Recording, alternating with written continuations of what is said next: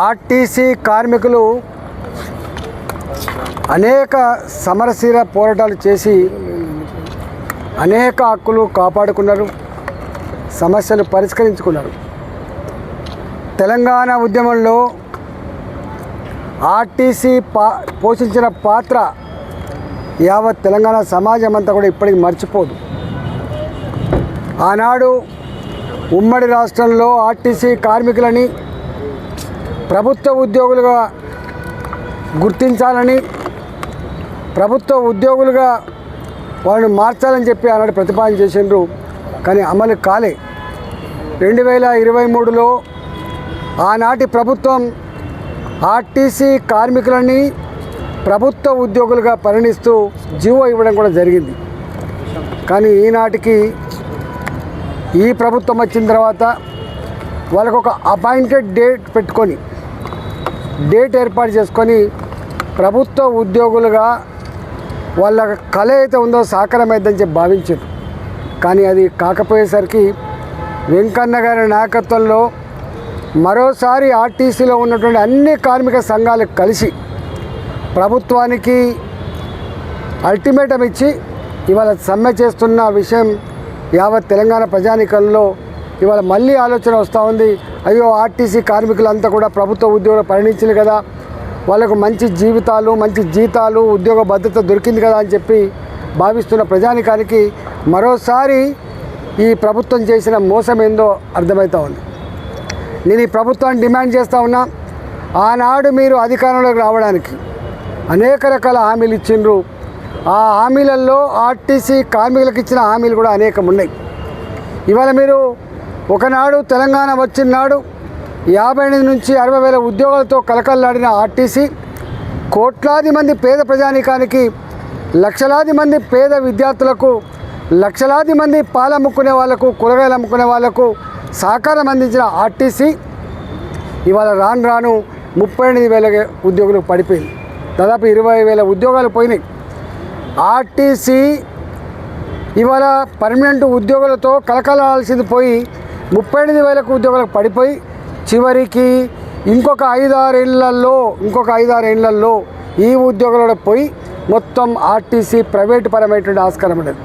ఇవాళ పట్టణాలలో పొల్యూషన్ ఉండకూడదని చెప్పి ఎలక్ట్రికల్ బస్సులకి కేంద్ర ప్రభుత్వం సహకారం చేస్తూ ఉంటే, ఇవాళ అనేక రకాల ట్యాక్సెస్ ఎగ్జంప్షన్ ఇస్తూ ఉంటే, ఇవాళ ఆ బస్సులు ఆర్టీసీకి కాకుండా ప్రైవేటు వ్యక్తులకు కట్టబెట్టి, పెద్ద వాళ్ళకి కట్టబెట్టి ఇవాళ ఆ బస్సులలో పనిచేసే వాళ్ళు ఎవరు కూడా ఆర్టీసీ కార్మికులు కాదు.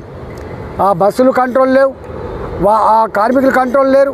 ఒక్క మాటలో చెప్పాలంటే పొమ్మని లేక పొగబెట్టినట్టుగా ఈ ఎలక్ట్రికల్ బస్సుల పేరిట ఇవాళ బస్సులన్నీ కూడా ప్రైవేట్ పరమవుతూ ఉన్నాయి. రోజు రోజుకు ఆర్టీసీ సింక్ అయిపోతూ ఉంది. కాబట్టి మొట్టమొదటిగా వాళ్ళకి ఎట్లయితే అపాయింటెడ్ డేట్ ఇచ్చి ఆర్టీసీ కార్మికులు పర్మనెంట్ చేస్తారో, ఆర్టీసీ కార్మికుల సంఖ్య తగ్గకుండా, ఆర్టీసీని ప్రైవేట్ పరం చేయకుండా ఇవాళ ఎలక్ట్రికల్ బస్సులు కూడా ప్రభుత్వం ఇచ్చే సబ్సిడీ ఆర్టీసీ తీసుకొని ఆ బస్సులన్నీ కూడా ఆర్టీసీ నడపాలని చెప్పి కూడా డిమాండ్ చేస్తూ ఉన్నాం.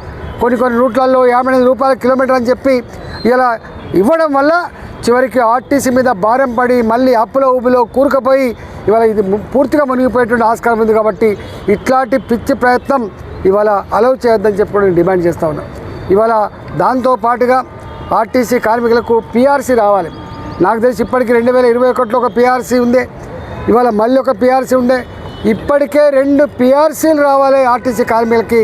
కానీ ఇవాళకి కూడా దాని మీద ఒక మాట కానీ ఇక కనీసం చర్చ జరిపిన పాపాన పోలేదు. కాబట్టి ఇలా పేన మీద నుంచి పొయ్యిల పడ్డట్టుగా ఆర్టీసీ కార్మికులు భావిస్తూ ఉన్న ఈ సందర్భంలో కాంగ్రెస్ ప్రభుత్వం అనేక రకాల మాటలు చెప్పి అధికారంకి వచ్చింది. కాబట్టి ఆర్టీసీ కార్మికులు చేస్తున్న సమ్మె వాళ్ళ డిమాండ్ల మీద జేఏసీని పిలిపించుకొని వెంటనే ఈ సమస్య పరిష్కారం చేయాలని చెప్పి డిమాండ్ చేస్తూ ఉన్నా.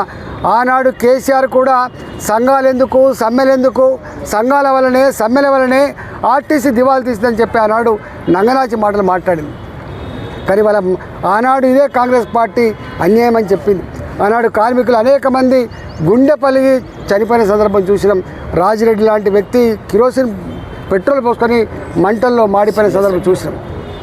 శ్రీనివాసరెడ్డి గారు ఇట్లా ఆనాడు ఆర్టీసీ కార్మికులు వాళ్ళ మొత్తం జీవితాన్ని పనంగా పెట్టి సమ్మె చేస్తే సాధించుకున్నటువంటి ఇవాళ ఈ హక్కుల్ని ఈ ప్రభుత్వం నీరుగార్చే ప్రయత్నం చేస్తూ ఉంది. ఇది మంచిది కాదు.